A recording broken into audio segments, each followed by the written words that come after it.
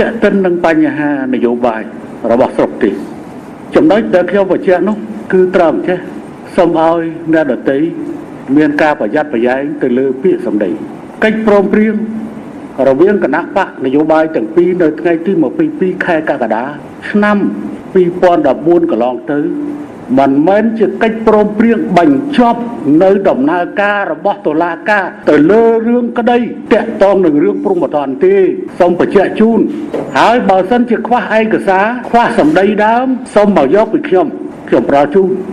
ហើយនៅលើពិភពលោកនេះក៏អត់មានរឿងអត់មានកិច្ចព្រមព្រៀងនយោបាយណាក្របដណ្ដប់ទៅលើដំណើរការរបស់តុលាការក្នុងរឿងព្រំប្រទានដែរអត់ទេខ្ញុំជាអ្នកចរចាហើយនៅថ្ងៃចរចានោះមានការស្នើសុំឲ្យនៅក្រៅឃុំខ្ញុំបានប្រាប់ទៅអាដាមសំរងស៊ីនិងគណៈប្រពូរបស់គាត់ថាសូម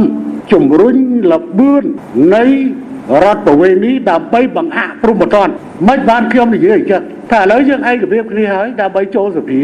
បើអញ្ចឹងចូលសភាចូលឲ្យវាលឿនទៅដើម្បីយកអភ័យឯកសិទ្ធិអានឹងហើយគេហៅថាដំណើរការតាមរដ្ឋបវេនីបង្អាក់ព្រំប្រទានហើយករណីអាដាមកម្មសខាផ្ទាល់ខ្ញុំថាអាដាមមានជំរើសពីរជំរើសទី1បើចូលសភាបានចូលស្បត់បានលះអាហ្នឹងវារួចជំរើសទី2សុំពន្យាពេលចូលតុលាការតុលាការគេក៏ហៅដែរអញ្ចឹងពេលហ្នឹងយើងបានប្រឹងប្រែងគ្រាន់តែធានាឲ្យនៅក្រៅឃុំតែប៉ុណ្ណោះมันអាចបញ្ចប់រឿងក្តីនេះបានទេហើយខ្ញុំបានប្រាប់អាដាមសំរងស៊ីយ៉ាងច្បាស់ខ្ញុំថាជាពិសេសរឿងបញ្ហាចាប់ខ្លួនអ្នកណាមួយព្រោះគេធ្វើខាងនគរបាលនិងតុលាការគេធ្វើកតលវិច័យទៅលើរូបភាពហើយខ្ញុំបានប្រាប់អាដាមសំរងស៊ីច្បាស់នៅសភាព្រោះគាត់តែងតែព្យាយាមមកជួបជាមួយខ្ញុំថាអាដាមរឿងនេះខ្ញុំមិនអាចធ្វើអ្វីបានទេដំណើរការមានតែទៅតាមក្រឹតក្រមរបស់វាបើសុំមកនៅក្រៅឃុំនៅតាឡាដំបងមិនបានទេគឺនៅក្រៅឃុំទៅសុំប្រឹងទៅអូតូហើយអ្នកដែលថាអីក្រុមប្រឹក្សានៅច្បារអំពើនេះខ្ញុំបានប្រាប់គាត់ទៀតថាខ្ញុំអត់ធ្វើអីកើតទេបើសិនជាតុលាការឲ្យសម្រេចឲ្យនៅក្រៅឃុំវាជាផុតសំណាងប៉ុន្តែបើសិនជាគេមិនឲ្យនៅក្រៅឃុំហើយគេកាត់ទោសយកល្អឯអាដាមកុំប្រឹងអូតូដើម្បីឲ្យសាលក្រមចូលស្ថាពរ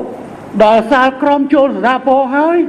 ខ្ញុំមានឱកាសច្បាប់ពន្ធនាគារអនុញ្ញាតឲ្យមានការឲ្យនាយករដ្ឋមន្ត្រីសុំបរិយាទានទោសនៅពេលណាក៏បានខ្ញុំមានការកត់ត្រាទុកជាធម្មតាទេព្រោះដោយសារតែយើងមានគ្នាតែពីរនាក់ពិភាក្សាគ្នាដល់អញ្ចឹងខ្ញុំត្រូវនេះដែរខ្ញុំអត់ថតសម្លេងគាត់ទេក៏ប៉ុន្តែខ្ញុំកត់ត្រាទុករបស់ខ្ញុំដែរចំណុចសំខាន់ដែលអាដាមសំរងស៊ីនិងខ្ញុំពិភាក្សាគ្នាពីរឿងអីក្នុងនោះវាមានរឿងអានឹងដែរខ្ញុំបានប្រាប់គាត់ខ្ញុំមានការកត់ត្រាទុករបស់ខ្ញុំនេះអ្នកត្រូវចាប់ខ្លួនត្រូវអនុវត្តតាមនីតិវិធីតុលាការប្រសិនមានការកាត់ទោសសូមកុំប្តឹងឧទ្ធរណ៍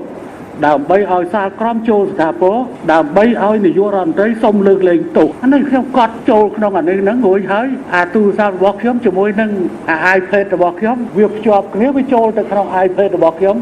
បីឲ្យកូនខ្ញុំដឹងទាំងអស់ទៀតកូនប្រុស3នាក់របស់ខ្ញុំវាត្រូវដឹងរឿងរបស់នេះវាដែរខ្ញុំបីជឿអ៊ីមែលទៅឲ្យកូនរបស់ខ្ញុំអំពីចំណុចដែលខ្ញុំពិភាក្សាជាមួយនឹងនេះព្រោះគេជាជំនួយការដូចថាគេជាផ្នែកមួយនៃជំនួយការរបស់ខ្ញុំដែរក្រៅផ្លូវការហើយនឹងជំនួយការក្នុងពេលបាយឥឡូវមកចោទថារាជរដ្ឋាភិបាលប្រើប្រាស់ឧបករណ៍ដើម្បីបង្ក្រាបបពប្រឆាំងឬចាប់គេយកមកធ្វើចំណាប់ខ្មាំងខ្ញុំសូមផ្ដាំត្រឡប់ទៅវិញដោយសារតែនាយករដ្ឋមន្ត្រីឬរាជរដ្ឋាភិបាលគ្មានសិទ្ធិទៅលើតុលាការនឹងហើយបានជាមានអារឿងហ្នឹង